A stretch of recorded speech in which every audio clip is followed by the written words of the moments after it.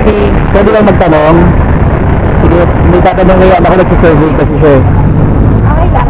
Nagsisurvey kasi kami, may tatanong lang ako. Anong naaalala niyo pag nakakita kayo ng pako?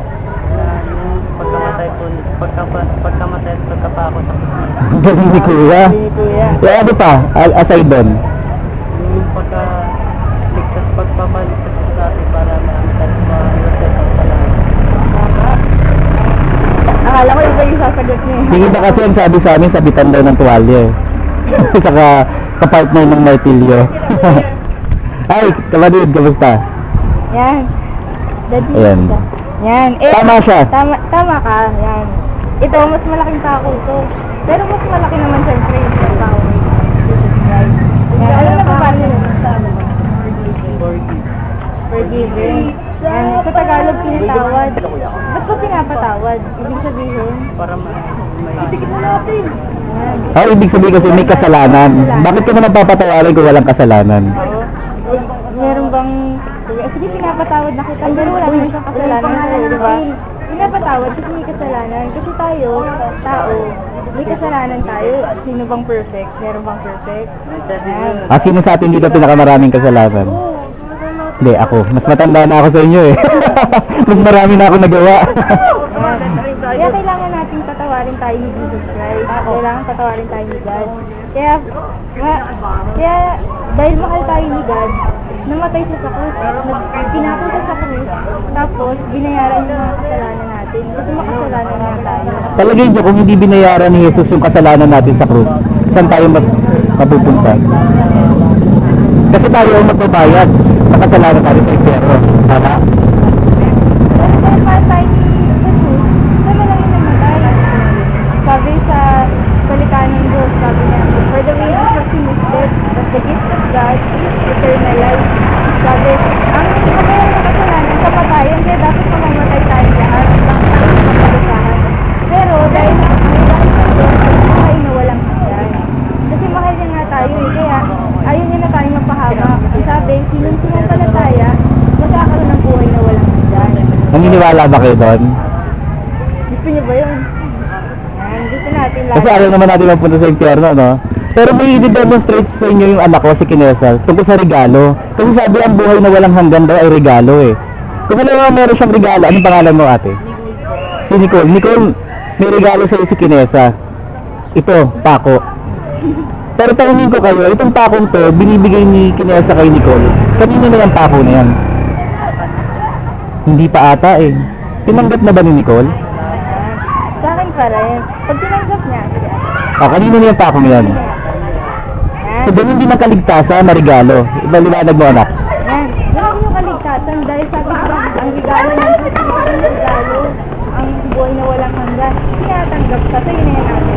Forever sa'yo. Yan. Regalo, ang regalo ng Diyos, yung buhay na walang hanggan, kailangan tanggapin mo bago mapunta sa'yo. So, ang last na question namin, tinanggap niyo na ba yung regalo ng Diyos na buhay na walang hanggan? Hindi kasi automatic yun. Hindi porket yung magulang mo may relihiyon, automatic ang anak ligtas din. Ang tanong, lahat ba ng tao maliligtas o kung sino lang yung tumanggap sa regalo? So, pwede bang tanggapin natin ngayon para siguradong mapunta tayo sa langit? Kapatid, sama na rin kayo dito, mag-pray lang naman tayo. Hindi naman nakakamot. Kasi si Jesus, nung pinako sa krus, hindi siya nahiya. Wala pa siyang t-shirt. As, ang dumis niya pa, pero para sa'yo kuya, para sa akin, tumabas yung dugo niya. Yung dugo niya maglilinis sa kasalanan natin. Pero kailangan natin siyang tanggapin. Na hindi galing sa muso. Dapat galing sa puso. So magpipray tayo. Pwede ba yan? Kasi hindi naman relihiyon yung isi-share namin sa inyo eh. Kasi naniniwala na hindi maliligtas ang tao sa pamamagitan ng relihiyon. Hindi rin maliligtas ang tao sa pamamagitan ng good works. Kasi wala kang nakayang gumawa ng good works eh. Wala rin makakaligtas sa pamamagitan ng talino. Kung kaya mo gumawa ng rocket ship, punta tayo sa langit. Kakapusin yung gasolina eh, no? So, sabi ni Jesus sa Biblia, ano yun nak? I am The way, the truth, and the life. and no one can come To the Father, except through Jesus. So, ibig sabihin, walang ibang daan. Si Jesus lang. So, tatanggapin natin si Jesus sa puso natin, sa buhay natin. Kasi tinatanggap natin yung regalo ng salvation eh. So, inilid kayo ng anak ko sa prayer. So, again, request ko, wag sa muso ha.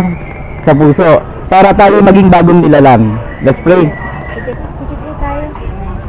Panginoon, Sundan niyo po siya. salamat po sa pag-ibig mo. Inaamin ko po na makasalanan ako.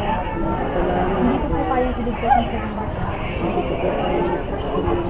Pero salamat po at namatay ka po sa krus para patawarin ako. Para iligtas ako sa mga kasalanan ko. Panginoon, dalangin ko po na mas makilala pa po kita ng mga. Mahal na mahal po kita. Tinatanggap po kita sa buhay ko. Ilang Diyos ko. At sa buhay ko. Pangalan niyo po. Amen. Congratulations. Alam niyo ba na ang mga anghel ay nagdiriwang sa kalangitan ngayon? Kasi ang trabaho ng diablo, dayain ng tao. Sabihin, nakilala ko naman yung si Jesus eh, ligtas na ako. Hindi. Alam niyo ba si Satanas, kilala niya rin si Jesus. At natatakot siya kasi sabi niya, yan ang tagapagligtas. Pero hindi siya naliligtas. Kasi hindi sapat ang kilala mo lang si Jesus. Kailangan sumasampalataya ka sa kanya. Kailangan meron kang relasyon. Di ba sa Facebook, ang status? In a relationship. Di ba?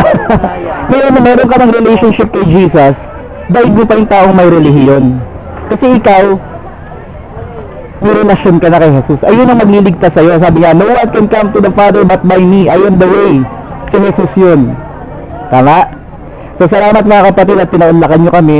Ang request ko lang, sa tuwing makikita mo yung pakong yan, pwede mong gawing hangiran ng towel yan eh. Pag tinako mo sa pintuan. Pero every time na makakakita kayo ng pako, alalahanin nyo kung anong ginawang kaligtasan ni Jesus sa atin. Pero sana i-share nyo rin sa mga kaklase nyo, pwede ba? Sasabihin nyo, ay may bago kaming natutunan. Hindi pala relihiyon, kundi relasyon ang magliligtas sa atin. Sa pamamagitan ng pako, hindi rin lang. Dahil ipinako si Jesus para sa'yo. Pero kailangan nilang tanggapin. Dahil habang hindi nila tinatanggap, hindi ka nila yon. So kayo, congratulations kapatid. Anong pangalan mo kuya? Linel. Kapatid. Dahil tinanggap nyo si Jesus, kayo ay ligtas na. Ingatan nyo yung kaligtasan na yan. Mag-pray tayo araw-araw. Ha? Tapos, magbasa tayo ng Bible kasi doon natin makikita doon natin maririnig yung salita ng Diyos sa Biblia. God bless you. Dahil bago kami umalis, mag-pray ko kayo. Amang Diyos, sa mga batang ito ay tumanggap sa inyo. Ako po'y nag-aagalak. May ingatan niyo po sila, Panginoon. Salamat sila tinatawag yun na. Lord, I pray na makagraduate sila. I pray, O Lord, na magkaroon sila ng magandang kinabukasan. I pray, O Lord, na magkaroon sila ng magandang kalusugan. Ito ang aking panalangin sa matamis na pangalan ni Jesus. Amen. Ako pala si Kuya Dennis. Ito si Ate Kinesa. God bless mga kapatid.